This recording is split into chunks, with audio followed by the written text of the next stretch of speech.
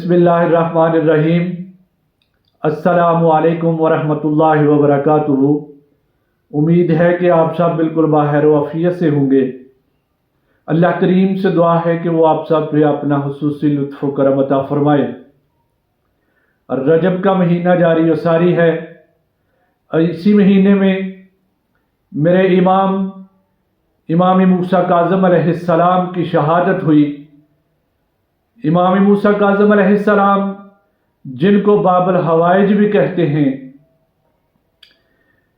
इमाम मूसा काज़िम अलैहिस्सलाम एक अजीम शख्सियत हुए हैं और आपकी शख्सियत कायनात में किसी तारुफ की मुहताज नहीं। हज़रत इमाम मूसा काज़िम अलैहिस्सलाम का नाम नामी आपके वालिद मोहतरम इमाम जाफ़र सादिक अलैहिस्सलाम ने मूसा रखा और मूसा अलैहिस्सलाम के नाम पे रखा कि जो जलील उल कदर पैगंबर हैं। मूसा एक जलाली नाम है और जहां मूसा अलैहिस्सलाम का जलाल था, उसी के साथ साथ आपके सब्र का भी एक कमाल था। तो काज़म के मानी है गुस्से को पी जाने वाला, दरगुजर करने वाला, अनायात करने वाला। इरशाद बारी ताला है ना कि वल काज़िमीन अल गैज़, कि जो लोग गुस्से को पी जाते हैं, जो गुस्से पे सब्र करते हैं और जो जुल्म करे तो उसे मुआफ करे और जो तुझे महरूम करे तो उसे अता करे। ये मेरे इमाम की शान थी। आपको बाबुल हवाइज भी कहते हैं। बाबुल हवाइज एक ऐसा दरवाज़ा जहां हाजतें पूरी की जाती हों, यानी हाजतें पूरी करने वाला दरवाज़ा। आपकी शख्सियत पे करोड़ों दरूदो सलाम हो। इमाम मूसा काज़िम अलैहिस्सलाम के वालिद मोहतरम हज़रत इमाम जाफ़र सादिक अलैहिस्सलाम और आपके वालिद मोहतरम इमाम बाकर अलैहिस्सलाम, आपके वालिद मोहतरम इमाम सज्जाद इमाम ज़ैनुल आबिदीन अलैहिस्सलाम, आपके वालिद मोहतरम सैयद शुहदा इमाम हुसैन अलैहिस्सलाम और आपके वालिद मोहतरम अमीरुल मोमिनीन अमीरुल मुत्तकीन मौलाए कायनात शेर हुदा करमल्लाहु वजहुल करीम हज़रत अली अलैहिस्सलाम। तो ये एक रोशन सितारों की लड़ी थी और इसी रोशन सितारों की लड़ी में मेरा इमाम का जो सितारा था वो चमका। इसी इमामों की लड़ी में, इन्हीं सितारों की लड़ी में इमाम मूसा काज़िम अलैहिस्सलाम का चांद नमूदार हुआ। तो इमाम मूसा काज़िम अलैहिस्सलाम से मंसूब एक वजीफ़ा, वो एक अमल जो इंतहाई मोतबर भी है, जो ज़बरदस्त भी है, और फिर क्यों ना हो कि वो वजीफ़ा, वो अमल कि जो मेरे इमाम मूसा काज़िम अलैहिस्सलाम ने अता किया हो और उसके करने से, उसके पढ़ने से, उस पे अमल करने से बरकतें रहमतों का नज़ूल क्यों ना हो। वो बरकतों और रहमतों को समेटने वाला वजीफ़ा आपकी खिदमत में लेके हाजिर हुआ हूँ। यानी कि हज़रत इमाम मूसा काज़िम अलैहिस्सलाम वो शख्सियत कि जो काज़म भी हो और जो बाबुल हवाइज भी हो, और उस दरियाक़दस से अगर हमें कोई मोती मिला है तो हमें उसको ज़रूर हासिल करना चाहिए, उस पर अमल भी करना चाहिए और उसको ज़िंदगी का हिस्सा भी बनाना चाहिए। तो इमाम मूसा काज़िम अलैहिस्सलाम की शख्सियत वो शख्सियत है कि जिसको ज़िंदान में जहर दिया गया, जो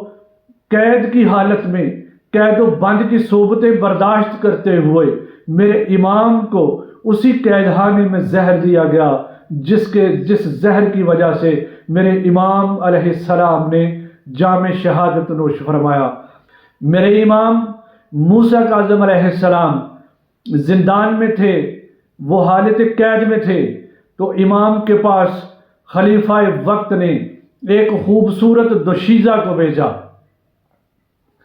جب اس دوشیزہ کو لے کے میرے امام کے پاس لوگ حاضر ہوئے اور کہنے لگے کہ یہ آپ کی خدمت کے لیے خلیفہ نے اس کو بھیجا ہے، تو میرے امام نے سر جھکایا ہوا تھا۔ میرے امام نے فرمایا کہ اس کو اسی کے پاس لے جائیں، مجھے تو اس کی ضرورت نہیں ہے۔ وہ جب واپس خلیفہ کے پاس لے کے جاتے ہیں اور خلیفہ سے کہتے ہیں کہ امام نے اس کو قبول کرنے سے انکار کر دیا ہے، تو خلیفہ نے پھر سے کہا کہ اس کو لے جاؤ اور وہیں پہ چھوڑ کے آؤ۔ اس دوشیزہ کو وہاں پہ لے جایا گیا، میرے امام کے پاس جا کے اس کو چھوڑ دیا گیا۔ تو میرے امام نے فرمایا کہ بیٹی تو کس لیے آئی ہے؟ وہ عرض کرتی ہے کہ حضور آپ کی خدمت کے لیے بھیجا گیا ہے۔ تو آپ نے فرمایا کہ میرے لیے جو خدمت میں معمور مخلوق ہے میرے لیے وہی کافی ہے۔ تو دوشیزہ وہ دیکھتی ہے کہ اس کے آگے سے پردے ہٹا دیے جاتے ہیں اور وہ جنت کا نظارہ کرتی ہے، وہ عجائبات دیکھتی ہے، وہ جنت میں وہ باغات دیکھتی ہے، وہ جنت میں وہ حور و غلماں کو دیکھتی ہے، وہ شہد کی نہریں، وہ دودھ کی نہریں، وہ باغات، وہ پھلوں سے بھرے ہوئے درخت وہ جب دیکھتی ہے تو سجدے میں گر جاتی ہے اور اسی حالت میں رہتی ہے۔ جب خلیفہ وقت اس پتہ کروانا چاہتا ہے کہ جا کے دیکھو تو صحیح کہ وہ منظر کیا ہے، کہ وہاں پہ دوشیزہ کو بھیجا تھا، اب حالات کیا ہیں، تو جب وہ لوگ جا کے دیکھتے ہیں تو کیا دیکھتے ہیں کہ وہ دوشیزہ جو سجدے میں پڑی ہوئی ہے، جو تسبیح اور تحلیل میں مشغول ہے، تو اس کو پکڑ کے وہ خلیفہ وقت کے پاس لے کے جاتے ہیں۔ خلیفہ پوچھتا ہے کہ تجھے امام نے کیا کہا، تجھے امام نے کیا سکھایا، کیا کہہ دیا ہے کہ تو سجدے میں پڑ گئی ہے، تو تسبیح و تحلیل میں مشغول ہو گئی ہے؟ تو وہ دوشیزہ کچھ بھی کہنے سے انکار کرتی ہے۔ جب زبردستی اس سے پوچھا جاتا ہے کہ تو نے کیا دیکھا، تو کیوں اس طرح سے محو عبادت میں مشغول ہے، تو وہ دوشیزہ جو حال اس نے وہاں پہ دیکھا تھا وہ خلیفہ کے آگے بیان کرتی ہے کہ جب امام نے میری طرف توجہ فرمائی تو میں نے نظر اٹھا کے دیکھا تو میری آنکھوں سے پردوں کو ہٹا دیا گیا، اور میں کیا دیکھتی ہوں، جو منظر دیکھا وہ دوشیزہ نے، وہ اس خوبصورت لڑکی نے وہ خلیفہ وقت کو بتایا۔ تو خلیفہ وقت اس بات سے خائف ہوا۔ جب یہ معاملہ لوگوں میں عام ہوا، لوگوں میں پھیلنے لگا، میرے امام کی عزت، میرے امام کی شہرت، میرے امام کا مقام تو لوگوں کے دلوں میں پہلے سے ہی تھا، اور جب اس واقعہ کو بھی سنا تو وہ میرے امام کی طرف بڑھنے لگے، میرے امام کی طرف دوڑنے لگے، میرے امام کی جو یاد کر کر کے وہ لوگ رونے لگے۔ پھر کیا ہوا کہ خلیفہ وقت نے کھانے میں زہر دیا جو میرے امام کے جسم میں سرایت کر گیا۔ اس سے قبل میرے امام نے فرما دیا تھا کہ میرے کھانے میں مجھے زہر دے دیا گیا ہے، کل میرا جسم جو ہے وہ نیلا پڑ جائے گا، اور پرسوں یعنی تیسرے دن میری شہادت ہو جائے گی۔ تو بین ہی اسی طرح ہوا کہ دوسرے دن میرے امام کا جو جسم اطہر تھا وہ نیلا پڑنے لگا، اور تیسرے دن میرے امام نے شہادت نوش فرمایا۔ آپ پر کروڑوں درود و سلام ہوں۔ تو حضرت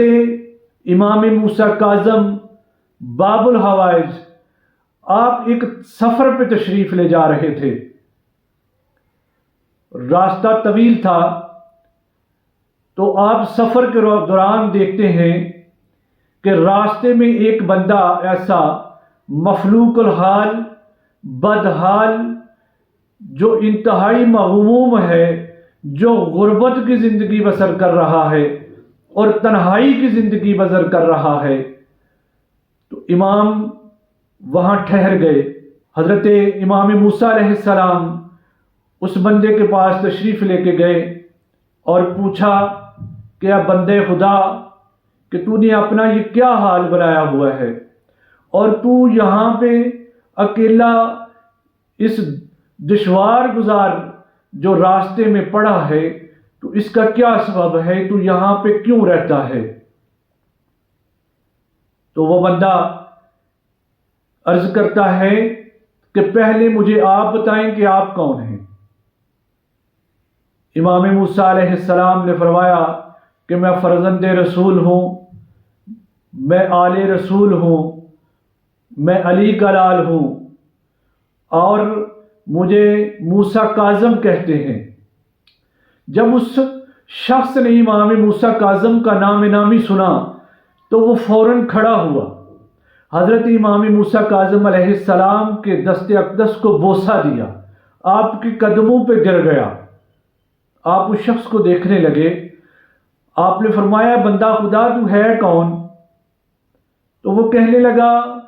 کہ حضور میری عرصہ سے یہ دعا تھی، میں آپ کی خدمت میں حاضر ہونا چاہتا تھا، میں آپ سے دعائیں لینا چاہتا تھا، میں دعا کرتا تھا کہ خدایا کوئی ایسا بندوبست کر دے، کوئی ایسی سواری عطا کر دے کہ جس کو ان راہوں کا بھی پتہ ہو،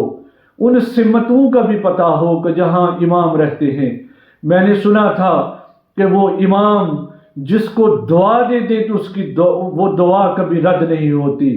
وہ جس کے لیے ہاتھ اٹھا دیں تو اس پہ رب کائنات اپنی عنایات کر دیتا ہے۔ میرے امام نے پوچھا کہ تیرا حال اس طرح کیوں ہو گیا، وجہ کیا ہے؟ تو وہ عرض کرنے لگا کہ حضور میں اپنے قبیلے کا سردار تھا، ایک پورا قبیلہ جو میری معیت میں رہتا تھا، تو کیا ہوا کہ میرے گھر کے ساتھ ایک کھلا میدان تھا اور میدان کے ساتھ ایک قبر تھی، تو میں نے اپنے گھر کو کشادہ کرنے کے لیے میں نے اس میدان کو اپنے گھر میں شامل کر لیا، اور وہ جو قبر تھی اس کو بھی میں نے مسمار کر دیا، تو میرا گھر کھلا ہو گیا۔ میں نے وہاں پہ بیل بوٹے لگا دیے، میں نے اس کو مزین کر لیا اور وہاں پہ بیٹھ کے اپنی محفلیں سجانے لگا۔ دوست احباب میرے پاس آتے، ہم وہیں پہ بیٹھ کے کھانے کھاتے، ہم وہیں پہ بیٹھ کے باتیں کرتے۔ تو پھر کیا ہوا کہ ایک رات کچھ لوگ میرے خواب میں آئے، کچھ بزرگ ہستیاں میرے خواب میں آئیں، تو وہ کہنے لگے کہ اے بندہ خدا تو ہمیں پریشان کرتا ہے، تو ہم پہ چلتا ہے، تو ہم پہ محفلیں سجاتا ہے، نیچے ہمارے گھر ہیں، یہ ایک قبرستان ہے جہاں پہ لوگ آباد ہیں، تو جب تو یہاں پہ اپنی محفلیں سجاتا ہے تو ہماری عبادت میں خلل پڑتا ہے، ہمارے ذکر میں خلل پڑتا ہے، ہماری تسبیح میں خلل پڑتا ہے، تو اس جگہ کو چھوڑ دے۔ تو میں نے یہ ایک وہم سمجھا، اس کو ایک خواب سمجھا، اس کو ایک خیال سمجھا، اور میں نے اس خواب پہ کوئی خاص دھیان نہ دیا۔ تو پھر کیا ہوا، نہ وہ مال و دولت رہا، نہ وہ جاہ و جلال رہا، نہ وہ عیش و عشرت رہی، نہ وہ قبیلہ رہا، اور آج میں یہاں پہ تنہائی کی زندگی گزار رہا ہوں، غربت کی زندگی گزار رہا ہوں، اور مجھے اس کی معافی نہیں مل رہی۔ تو امام موسیٰ کاظم علیہ السلام نے فرمایا کہ تو اس طرح کر کہ تجھے میں ایک وظیفہ دیتا ہوں، تجھے پڑھنے کے لیے میں کچھ عمل دیتا ہوں، تو اس کو شروع کر دے، تو رب کائنات سے اس کے توسل سے معافی طلب کر، اللہ کریم ہے تجھے معاف کر دے گا۔ اللہم اغفر لی ولوالدی وللمؤمنین والمؤمنات والمسلمین والمسلمات والاحیاء والاموات۔ تو اس کو شروع کر دے، اس کو پڑھنا شروع کر دے، اس کو کثرت کے ساتھ پڑھ، دن رات مناجات کر، تو رب کائنات تیری دعا کو قبول کر لیں گے۔ میرے امام نے یہ دعا دی تو قرآن میں رب کائنات ارشاد فرماتے ہیں نا، اللہم مالک الملک تؤتی الملک من تشاء وتنزع الملک من تشاء وتعز من تشاء وتذل من تشاء، کہ وہ تو پھر مالک ہے نا، وہ جس کو چاہے عزتیں عطا کر دیتا ہے اور جس کو چاہتا ہے وہ برکتیں عطا کر دیتا ہے۔ تو میرے امام نے ارشاد فرمایا اور محو سفر ہوئے، ایک عرصہ امام اپنے دورے پہ رہے، واپسی کا جب سفر ہوا تو اسی جگہ پہ پہنچے تو وہاں پہ وہ شخص موجود نہیں تھا۔ تو میرے امام وہاں پہ ٹھہرے، فرمایا یہاں پہ ایک شخص تھا جو مفلوق الحال تھا، جو بدحال تھا، وہ نظر نہیں آیا۔ تو لوگوں نے بتایا کہ اب وہ غربت کی زندگی سے نکل گیا ہے، اب پھر سے وہ عیش و عشرت کی زندگی گزار رہا ہے، اور یہ جو سامنے گھر ہے، یہ جو عالی شان حویلی ہے، یہ اسی شخص کی ہے۔ تو میرے امام نے فرمایا کہ میں اس سے ملنا چاہتا ہوں۔ لوگوں نے کہا کہ اب تو وہ دور بدل گیا، وہ حالات بدل گئے، اب تو اس سے ملنے کے لیے اجازت طلب کرنا پڑتی ہے، جو اس کا دربان ہے اس کو پہلے بتانا پڑتا ہے۔ تو میرے امام نے فرمایا، اس کے دربان سے فرمایا کہ اس کو جا کے کہہ دو کہ موسیٰ کاظم تشریف لائے ہیں۔ وہ بھاگتا گیا، جا کے اس نے پیغام دیا، اس شخص نے سنا، تو جو ہی اس نے سنا تو وہ دوڑا ہوا آیا اور امام کے قدموں پہ گر گیا، امام کے قدموں کو بوسہ دیا، امام کے ہاتھوں کو بوسہ دیا، اور عرض کی کہ حضور جو آپ نے مجھے بتایا میں نے اس کو زندگی کا وظیفہ بنا لیا۔ میں دن کو بھی پڑھتا، میں رات کو بھی پڑھتا، میں جاگتے بھی پڑھتا، تو جب مجھے موقع ملتا میں اسی کو پڑھتا، اسی سے دعا کرتا، اسی سے مناجات کرتا، رب کائنات کی بارگاہ میں اسی سے دعائیں کرتا۔ تو اللہ تعالیٰ نے اس کی برکت سے میری جو کھوئی ہوئی جو عزت و شہرت تھی، میری کھوئی ہوئی جو مال و دولت تھا، میرا کھویا ہوا جو عزت و وقار تھا، میرا کھویا ہوا جو مقام تھا، اللہ کریم نے مجھے وہ عطا کر دیا ہے۔ حضرات محترم، یہ میرے امام کا بتایا ہوا وظیفہ تھا۔ اب جو وظیفہ میرے امام نے بتایا تھا، اس وظیفے میں کیا ہے کہ پہلے مغفرت ہے والدین کی، پھر مغفرت ہے مومنین کی،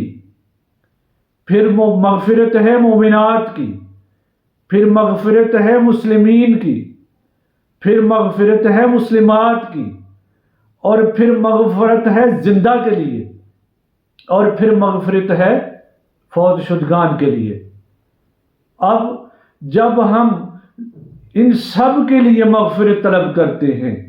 اس میں اپنے لیے کچھ نہیں مانگا، اپنی ذات کے لیے کچھ نہیں مانگا، جو مانگا وہ نبی علیہ الصلوۃ والسلام کی امت کے لیے مانگا۔ اور جب امت کے لیے مغفرت طلب کی، جب امت کے لیے مانگا، تو پھر کیا تھا؟ پھر وہ تمام رب کائنات وہ منصب عطا کر دیتے ہیں، جو انسان جائز طلب کرتا ہے رب کائنات اس کو عطا کر دیتے ہیں۔ تو وہ بندہ کہنے لگا کہ حضور جس طرح سے میری خواب میں پہلے وہ لوگ آئے تھے، اسی طرح وہ بزرگان پھر میرے خواب میں آئے، اور انہوں نے کہا کہ تو نے ہمارے لیے مغفرت طلب کی، تو نے زندوں کے لیے مغفرت طلب کی، تو نے جو فوت شدگان ہیں ان کے لیے مغفرت طلب کی، ہم نے بھی تمہیں معاف کیا، اللہ نے بھی تجھے معاف کر دیا۔ تو اب ہم تمہارے لیے دعا کرتے ہیں، تمہارے لیے رب کریم سے تمہارا منصب مانگتے ہیں، تو اللہ تعالیٰ نے تمہیں وہ منصب پھر سے عطا کر دیا ہے۔ ابھی یہ رجب کا مہینہ ہے، جب میرے امام کی شہادت کا دن ہو تو اسی دن سے اس کو شروع کر لیں، اس سے پہلے بھی اس کو شروع کر سکتے ہیں، سال بھر میں بھی اس کو شروع کر سکتے ہیں، مگر جو افضل ترین ہے وہ امام کے اسی دن پہ آپ شروع کریں۔ اس دن کوئی میٹھی چیز پکا لیں، وہ سفید رنگ کی ہو، وہ سفید چاول ہو سکتے ہیں، وہ سفید رنگ کی کھیر ہو سکتی ہے، وہ پکا لیں، گھر میں تیار کر لیں، درود و سلام پڑھیں، درود و سلام کا نذرانہ، اور جو آپ نے وہ لنگر تیار کیا ہے وہ سب کو آپ سامنے رکھیں اور دعا کریں، اور درود و سلام کا تحفہ اور اس طعام کا تحفہ امام موسیٰ کاظم علیہ السلام کی بارگاہ میں پیش کریں، اور آپ کی بارگاہ میں یہ تحفہ پیش کرنے کے بعد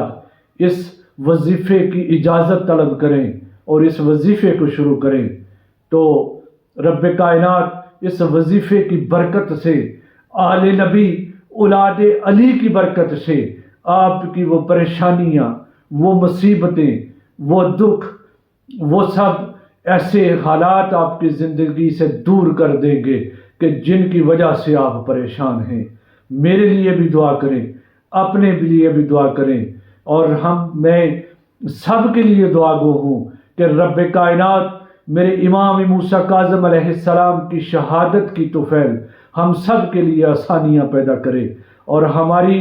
زندگیوں میں رونقیں بخش دے۔ اللہ ہم سب پہ اپنا خصوصی فضل و کرم عطا فرمائے۔ السلام علیکم ورحمۃ اللہ وبرکاتہ۔